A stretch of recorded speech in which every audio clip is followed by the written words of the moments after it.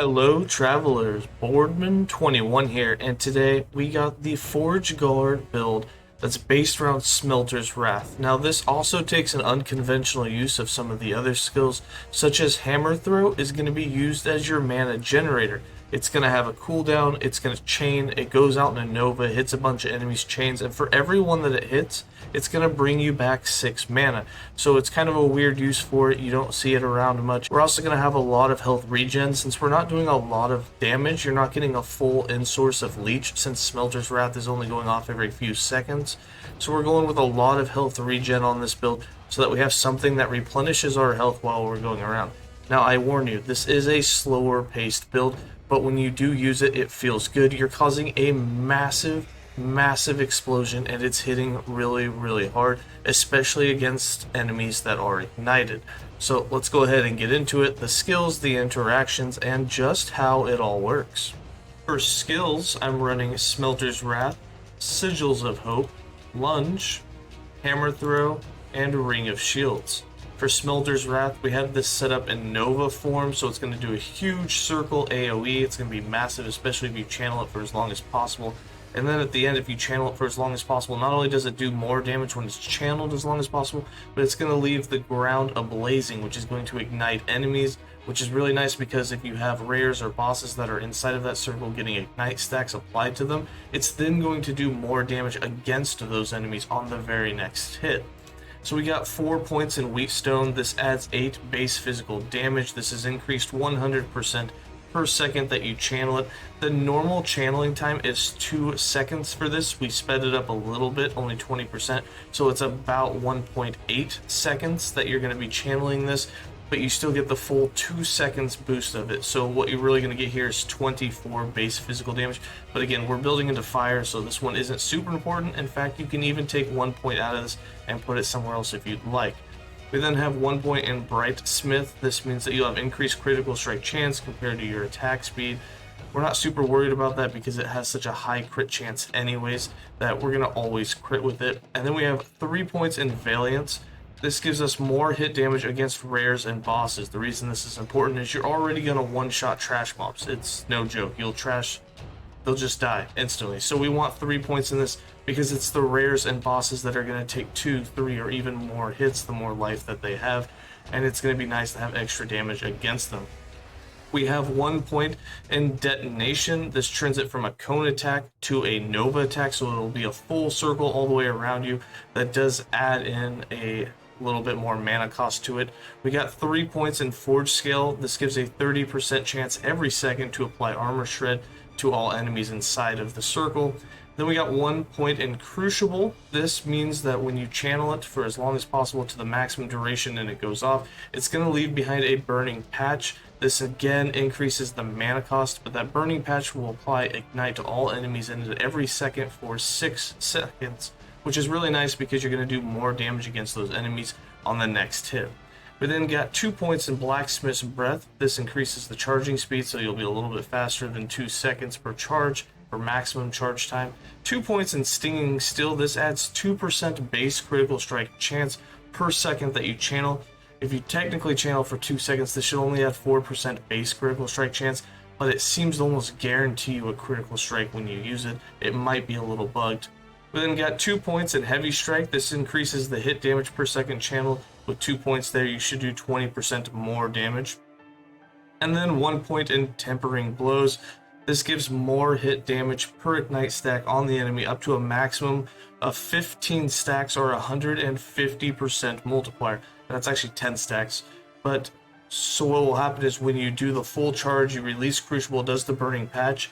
The enemies that stay in that over the course of 6 seconds will get 6 stacks of ignite put on them. If you keep charging and you keep just releasing these over and over again, you'll have multiple Burning Patches, and you're going to reach that 10 stacks of ignite on an enemy pretty quickly, which means that your next hit and the hit after that is going to keep doing more damage until you hit that 150% more modifier, which is really going to throw out a lot more damage. You're talking about 2.5 times the damage you were doing before. So if you're doing 10k crits, now you'll be doing 25k crits against an enemy with 10 stacks of ignite on them, which is pretty huge, and it really helps take down bosses quicker.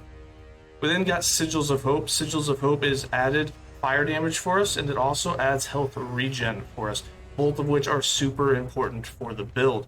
It's also going to give you a lot of flat armor and more damage, but those are kind of secondary benefits that we get out of it. With 4 points in empowering sigils, we get 24% increased global damage per sigil we have active. We're going to have 4 of them in this build if you have them active at all times. So that's going to be 96% increased damage of all types, but it's really the fire and melee damage that we're after.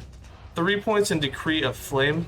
This gives 3 added fire damage per active sigil. You get 4 from the base of the skill, so that's a total of 7 total. 7 times 4 means you're getting 28 added flat fire damage if you have 4 of these active every time you use the Smelter's Wrath, which is huge. That's a lot of added fire damage. Not as much as you can get on a weapon, but it's still a lot and definitely increases your damage. Then on the defensive side of things, we have 5 points in Iron Sigils. This means when we have 4 active, we're going to have 800 flat armor. That's huge, a lot more damage reduction. 5 points in Enduring Hope, so that we have 10-second increased duration, so we don't have to cast them as often. These are set up with 1 point in Last Wish, so that there's a chance, a 6% chance on every kill that you get for one to be summoned for free. And you're going to try and do it through that, but against rares and bosses, when you're not actually killing things, you will have to summon a few yourself, which kind of makes it difficult because that's when you're going to run into mana problems. Sometimes before a boss fight, I like to, instead of having Lunge, I'll throw something like Rebuke on, just so I have some sort of mana regen, because mana is going to be the main issue with the skill, especially against bosses. You're talking about Smelter's Wrath, which costs quite a bit of mana, and then if you're also using it to cast sigils, you're going to run into a big problem, especially since the hammers, which are your mana generator, are giving you mana per hit, but if you're just going up against one enemy, that's just 1 hit per cast. You're not getting a lot of mana back, and they have nothing to chain to. We then got 1 point in Tetragram. This increased the maximum sigils from 3 to 4, and 1 point in Mediation. Doubles the health regen that you get from sigils. Normally it's 25% from sigil, but now it'll be 50%. You have 4 of them. That's 200% increased health regen. Now remember, we're channeling Smelter's Wrath, so we don't have a lot of leech coming in until you actually get a hit, and then that's just over the course of the next second or two that you're going to have leech. So you need something in between that, especially if you're taking hits while running to the next enemy, and in that case, that's why we have hammers going off for a little bit of damage, and then we're also going to have health regen to replenish your health if we take any hits. I will warn you, you're going to take a lot of damage in like Empowered. It's not very friendly there. Then for Lunge, we got Lunge set up the usual way. This is just to give you more crit chance, a little bit of damage, more armor, and of course make you invincible while lunging. We got 3 points in Tactician, 4 points in Forge On, 1 point in Unstoppable, 1 point in Initiative, 5 points in Avenger's Charge, 1 point in Brigade. You can get rid of this. This really doesn't do much good for the build. 1 point in Deadly Aim, and 4 points in Into the Fray. If you do take the 1 point out of Brigade, which actually I can do here since we're in the build pointer, I would put it in something like Double Strike to have additional charges. You can also put it into just having a bigger base crit so you do more damage with Lunge itself. And then we have Hammer Throw. And like I mentioned, it's kind of an unconventional way to use Hammer Throw. We are using it as a mana generator, which is a little weird for it. So it only costs us 3 mana to cast it. As long as it hits one enemy, we get our mana back. For every enemy it hits after that, it's additional mana. Well, I've got 3 points in Force of Impact, then we got 4 points in Battle Rose, and then we have 1 point in Hammer of Want. And what this does is you're going to have a 5-second cooldown, but for every enemy that it hits, and then we have it set up to chain, so it's going to chain to multiple enemies, for every hit that it does, you're going to get 6 mana and 6 health back. So this helps replenish health, helps replenish mana in between your Smelter's Wrath. We then have 1 point in Collisions, so you can no longer pierce. But then with 1 point in Ricochet, you have chains. Your hammers will now hit an enemy and then chain to another enemy, kind of like Lightning Blast does. And then 2 points in Chaining Hammers allows for 2 more additional chains. So on a 5-second cooldown, you're going to fire off a bunch of projectiles in a Nova, and it's going to be able to chain each one up to 3 enemies. If you technically hit all enemies with it, you would fill up your entire mana bar with just 1 use of it every 5 seconds. We then got 1 point in Winged Hammers, 1 point in Steadfast Path, 2 points in Catapult for 4 extra projectiles, 1 point in Avatar Spire. This doubles the number of projectiles, and then it also throws them out in a Nova. And then 3 points in Ballista for that -3 mana cost. So you normally only start with 1 hammer, And then we have it to where we added 4 projectiles, so that's 5. That's a double to 10 with the Avatar of Spire. That means that you have 10 hammers being thrown out. If all 10 got a hit, that would be 60 mana back to you. If all 3 chained the maximum number of times, so 3 chains, that means that you would end up getting 180 mana back, which is more mana than you have, which is absolutely ridiculous for it as a mana generator. And then we have Ring of Shields. Ring of Shields is another one that you could use Rebuke, or you could throw in Arrive or Vengeance, something for mana generation instead if you don't like the hammer throw. But for us, we just have it set up to give us some extra fire damage for 4 seconds after it's cast, and then it's also going to give us additional armor with 100% uptime. So we got 2 points in Reinforcement, 2 points in Healing Shields, 4 points in Phalanx, 3 points in Banding, 1 point in Molten Shields, 5 points in Touched by Fire. This gives us 15 additional base fire damage for our shields and attacks for 4 seconds after we cast it, and then 3 points in Enduring Defense for increased duration so that they last long enough for the next time we cast Ring of Shields. You'll always have shields active.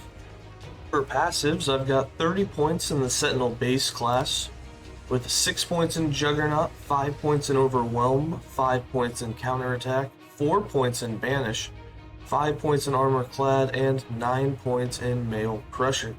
And that actually is a little bit more than 30 points, but it just taps down at 30 in the build planner, so there are a few extra points that go in there. For the Void Knight, we got 3 points. 3 of them are in Abyssal Endurance. This was just for the Void and Physical Resist to make sure that we were capped on them. For the Forge Guard, we got 61 points.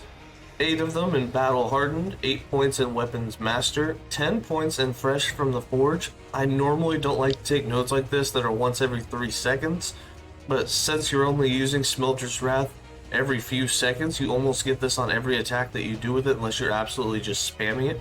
So it actually does come in really nice and handy. We got 6 points in Crushing Blows, 6 points in Might, 8 points in Duelist, 6 points in Lethal Strikes, and 8 points in Molded by the Forge, with the last point in Avatar of War. And then for Paladin, we got 15 points to unlock the Sigils of Hope. We got 8 points in Defiance and 7 points in Valor. And then for idols, items, and blessings, the idols you want are these 1x4s that come with increased duration to Sigils of Hope. You don't have to have that. What you really want is the melee fire penetration with up to 15%. You can get up to 60% if you have all 4 idols with it.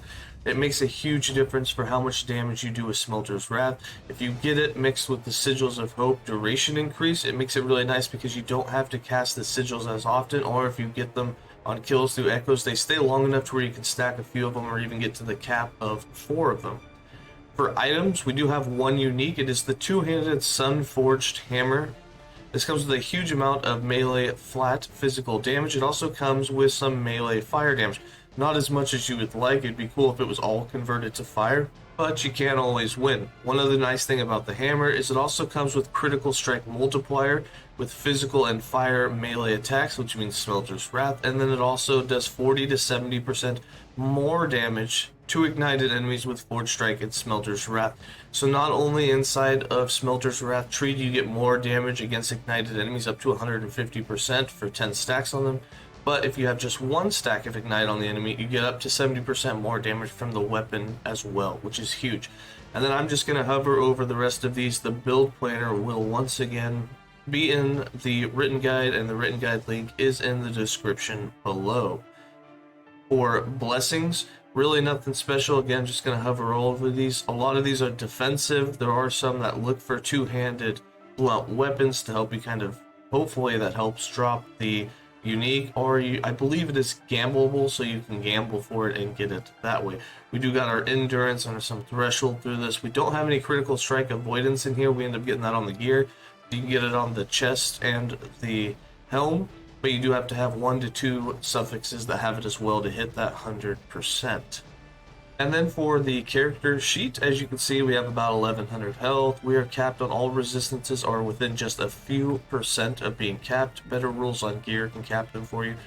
And then as you can see, we have a lot of armor, almost 60% damage reduction of physical through armor. And this is without doing anything. We get more flat armor whenever we use Sigils of Hope. And then when we lunge, it'll go up higher than that. You'll get another 100% bonus. I can show you that right here. So we'll just use one sigil. When we use one sigil, we're up to 53. When we lunge, it boosts up even higher. You're at almost 70% damage reduction, which is 35% damage reduction of all other elements, which is a huge amount of damage reduction to have almost at all times while running through. It'll make you feel much more tanky. Then for damages, we do have some melee damage, some physical damage, and some fire damage. But that's about it with our 250% crit multi. For defense stats, I am a few percent shy on this build with the critical strike avoidance. I just need to get one more affix up. And then this one doesn't have the blessings for endurance or endurance threshold, so we're not sitting at 60%. But once I run the timelines and I get those, you will have 60% endurance. You will have about 650 to 700 endurance threshold, and you're going to be very tanky. Then for skill rotations and how I like to play the build, I put the first 3 skills on autocast. So we're going to have Lunge, we're going to have Ring of Shields, and we're going to have Hammer Throw going off. I don't recommend putting Lunge on autocast during a boss fight, just so you don't accidentally lunge into something that you would want to dodge. But then you're just going to make sure that you have your 4 sigils out, especially in boss fights. If you're just in echoes, not a big deal. You can just run around, and as you get kills, you'll stack up your sigils. As you can see here, they're lasting for quite a while, especially if you have increased duration on your idols. And then you're going to go ahead and just use Smelter's Wrath. You're going to start getting those ignite stacks applied, and then as we do more of these, you'll do more and more damage. As you saw there, we did almost 300,000 damage. Another 250,000 damage, so you're hitting for 250,000 damage against the training dummy.